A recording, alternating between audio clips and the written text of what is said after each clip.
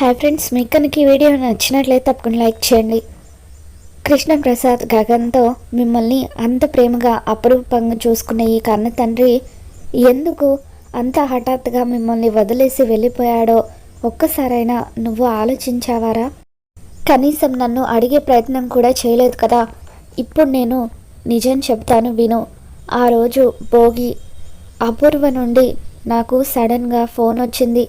అపూర్వ నన్ను పిలిచిన తర్వాత ఫ్యాక్టరీ కార్మికులు కష్టాల్లో ఉన్నారని, ఫ్యాక్టరీని తగలబెడితే వచ్చే ఇన్సూరెన్స్ డబ్బుతో కార్మికులకు మంచి జరుగుతుందని ఆ అపూర్వ నన్ను నమ్మించింది. నేను కూడా ఆ అపూర్వ మాటలు గుడ్డిగా నమ్మి కార్మికులకు మంచి జరుగుతుంది కదా అని ఫ్యాక్టరీని తగలబెట్టడానికి సిద్ధపడ్డాను. ఫ్యాక్టరీని తగలబెట్టిన తర్వాతే శోభచంద్ర గారు నిండు గర్భిణిగా అదే ఫ్యాక్టరీలో ఉన్నారన్న విషయం నాకు తెలిసింది.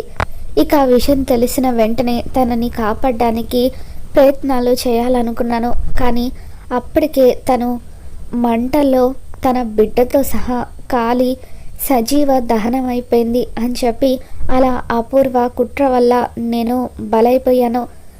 పోలీసులకు నా గురించి చెప్పకుండా ఉండాలంటే నేను మీరాని పెళ్లి చేసుకోవాలని ఆ అపూర్వ కండిషన్ పెట్టింది. మీరాని పెళ్లి చేసుకొని శాశ్వతంగా మిమ్మల్ని వదిలేసి ఆ ఇంటికి రాకపోతే మిమ్మల్ని కూడా చంపుతానని బెదిరించింది. ఏమీ చేయలేని నిస్సహాయ స్థితిలో మిమ్మల్ని కాపాడుకోవడం కోసం నేను ఆ అపూర్వకు ఆ రోజున తల వంచక తప్పలేదు. ఈ నిజం బయటకు రాకుండా ఉండాలంటే మీతో శాశ్వతంగా బంధాన్ని తెంచేసుకోవాలని, ఆ ఇంటికి ఇల్లరికం అల్లుడుగా వచ్చి అక్కడే స్థిరపడాలని ఆ అపూర్వ కండిషన్ పెట్టడం వల్లే ఇన్ని సంవత్సరాలు మీకు దూరం అయ్యాను. కుట్ర అంతా చేసింది ఆ అపూర్వ అయినా నా చేతులతో నేను ఫ్యాక్టరీని తగలబెట్టడం వల్ల ఆ పాపం నాకు అంటుకుంది. అన్నయ్య అన్నయ్య అంటూ నన్ను ఎంతో ప్రేమగా పిలిచింది నా చెల్లెలు శోభచంద్ర. అటువంటి నా చెల్లెలికి నేను ద్రోహం చేశాను. బతికుండగానే కన్న బిడ్డతో సహా తనని తగలబెట్టి పాపాన్ని మూటగట్టుకున్నాను. ఆ పాపం నన్ను ఈ జన్మలోనే వెంటాడి నా వాళ్లకు నన్ను దూరం చేసింది. అప్పటి నుండి నేను బతికున్న శవంలాగా బతుకుతున్నాను అని చెప్పి అలా కృష్ణప్రసాద్ ఒక్కసారిగా కుప్పకూలి ఎంతగానో బాధపడిపోతూ ఉంటాడు.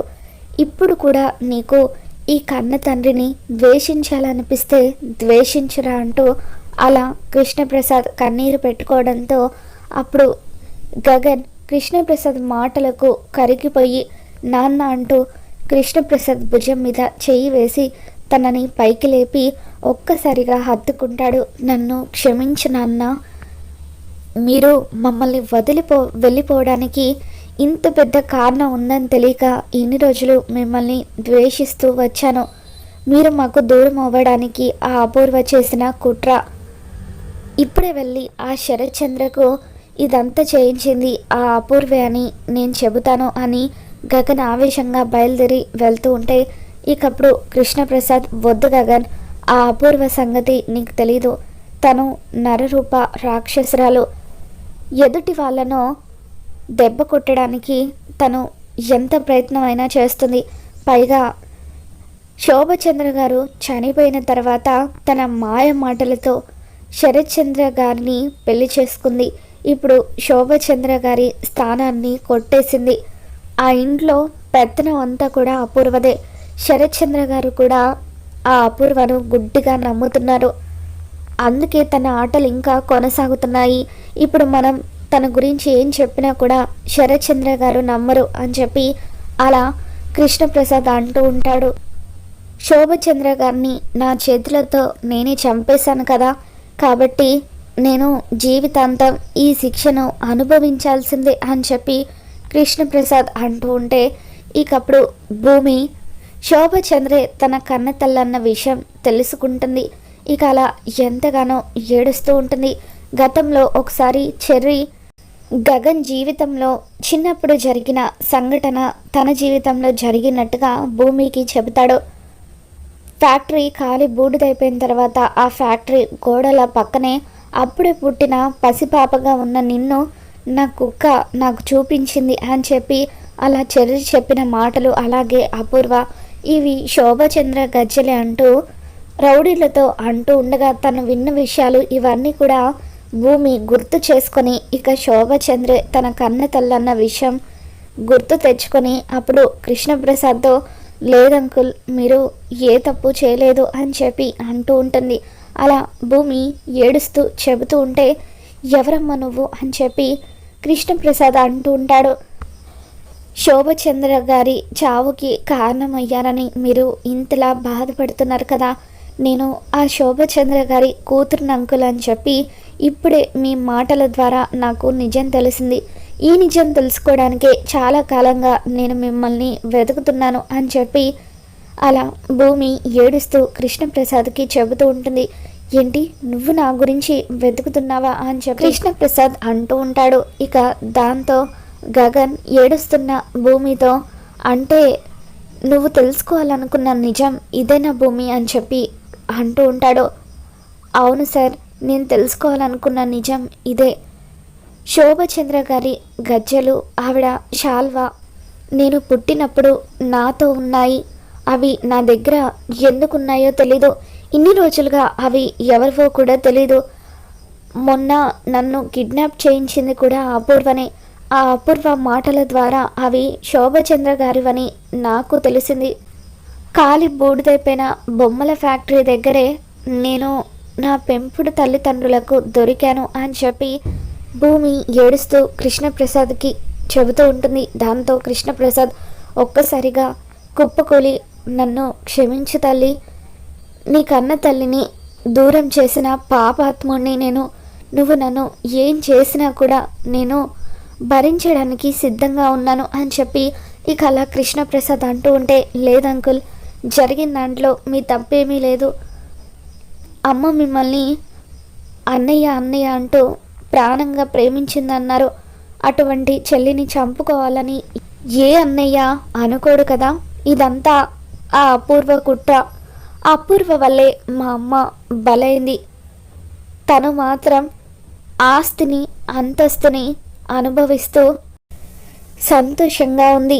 ఏ తప్పు చేయని మా అమ్మ మాత్రం చనిపోయింది అని అలా భూమి ఎంతగానో ఏడుస్తూ ఉంటుంది. అప్పుడు కృష్ణప్రసాద్ నా వల్ల తెలుసో తెలియకో నీకు అన్యాయం జరిగింది తల్లి. ఆస్తి అంతస్తు అయిన వాళ్ళు ఉండి కూడా నువ్వు ఇన్ని సంవత్సరాలు ఒక అనాథలాగా బతికావు. ఒకందుకు ఇదంతా జరగడానికి కారణం నేనే. నేను చేసిన తప్పుని నేనే సరిదిద్దుకుంటాను అని చెప్పి ఇక అలా కృష్ణప్రసాద్ భూమితో పదభూమి ఇప్పుడు వెళ్ళి నీ కన్న తండ్రికి శరత్చంద్ర గారికి నిజం చెబుదాం అని అలా భూమి చేయి పట్టుకొని తీసుకువెళ్తూ ఉంటాడు. అలా కృష్ణప్రసాద్ భూమి చెయ్యి పట్టుకొని అపూర్వ ఇంటికి తీసుకొని వచ్చిన తర్వాత శరత్చంద్ర అని చెప్పి అలా ఆవేశంగా అరుస్తూ ఉంటాడు. దాంతో శరత్చంద్ర ఏ కృష్ణప్రసాద్ ఏమైంది నీకు, ఎందుకలా అరుస్తున్నావు అని చెప్పి కిందికి వస్తాడు. ఇక అప్పుడు కృష్ణప్రసాద్ ఇదిగోండి శరత్చంద్ర మీ అమ్మాయి అని చెప్పి ఇన్ని రోజులుగా శోభచంద్ర గారితో పాటు మీ కన్న బిడ్డ కూడా చనిపోయిందని మీరు అనుకుంటున్నారు కదా, కానీ మీ బిడ్డ మీ రక్తం బతికే ఉంది, ఇదిగోండి అని చెప్పి అలా కృష్ణప్రసాద్ భూమిని చూపిస్తూ ఉంటాడు. ఇక దాంతో శరత్చంద్ర ఒక్కసారిగా భూమిని చూసి ఎమోషనల్ అవుతూ ఉంటాడు. అమ్మ భూమి అని చెప్పి తనని అలా దగ్గరికి తీసుకుంటూ ఉండగా ఇకప్పుడు అపూర్వ ఏ కృష్ణప్రసాద్ నువ్వేం మాట్లాడుతున్నావు, నీకేమైనా పిచ్చి పట్టిందా? ఎప్పుడో అక్క తన బిడ్డతో పాటు ఆ ఫ్యాక్టరీలో చనిపోయింది. నువ్వు ఇన్ని సంవత్సరాల తర్వాత ఎవరో ఒక అనాథను తీసుకువచ్చి నీ కన్న బిడ్డ అని అంటే సరిపోయిందా? అసలు తను నా బావకు పుట్టిన కూతురే అని గ్యారెంటీ ఏంటి అని చెప్పి అలా అపూర్వ అంటూ ఉంటుంది. ఇక దాంతో భూమి నా దగ్గర సాక్ష్యం ఉంది అపూర్వ గారు అని చెప్పి అంటూ ఉంటుంది. ఇక అలా ఒక్కసారిగా భూమి అపూర్వకు సాక్ష్యం ఉందని చెప్పగానే అపూర్వ ఒక్కసారిగా షాక్ అవుతూ ఉంటుంది.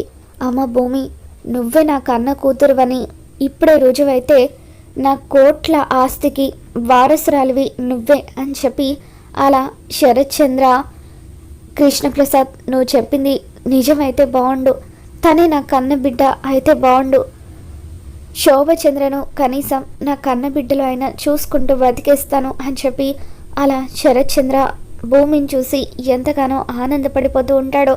ఇక వెనకాలే గగన్, శారద ఇద్దరు కూడా శరత్ చంద్ర ఇంటికి వస్తారు.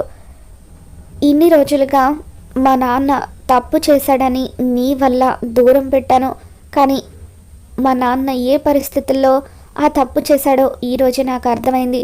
ఇప్పటి నుండి మా నాన్న మాతో పాటే ఉంటాడు, నువ్వు ఏం చేస్తావో అది చూస్తాను అని చెప్పి అలా గగన్ అపూర్వకి వార్నింగ్ ఇస్తూ ఉంటాడు. మరి రాబోతున్న ఎపిసోడ్లో ఏం జరగబోతుందో మళ్ళీ మన ఛానల్లో తెలుసుకుందాం. మీకు కనుక ఈ వీడియో నచ్చినట్లయితే లైక్ చేయండి.